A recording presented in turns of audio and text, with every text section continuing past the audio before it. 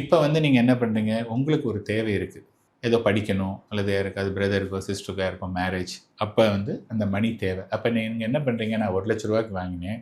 இன்றைக்கி அதோடைய குரோத் நல்லா ரூ. 5,00,000 இருக்குது. ஓகே, எனக்கு ஒரு தேவை இருக்குது அப்படின்னு சொல்லிட்டு அன்னைக்கு நான் வந்து அதை வந்து விற்று என்னுடைய தேவையை பூர்த்தி பண்ணிக்கிறேன். இன்னொரு கேஸில் வந்து நான் 1,00,000 வாங்கினேன். இன்றைக்கி ரூ. 5,00,000 ஆயிருக்கு. இப்போ தான் என் பையனுக்கே வந்து ஒரு 5 வயசு தான் ஆகுது.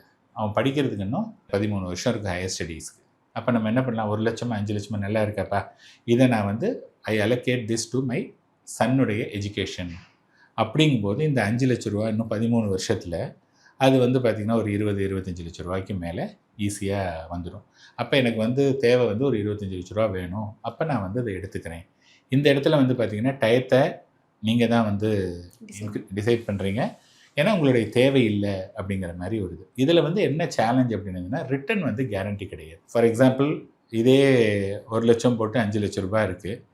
இப்போ நீங்கள் பார்த்தீங்கன்னா இந்த 10 இயர்ஸில் நல்ல ரிட்டர்ன் அப்படின்னு சொல்லிட்டு ஓகேப்பா நல்ல ரிட்டர்ன் இதே மாதிரி தான் திருப்பி அடுத்த 10 இயர்ஸ்லேயும் வரும்னு நினச்சிட்டு இருக்கீங்க.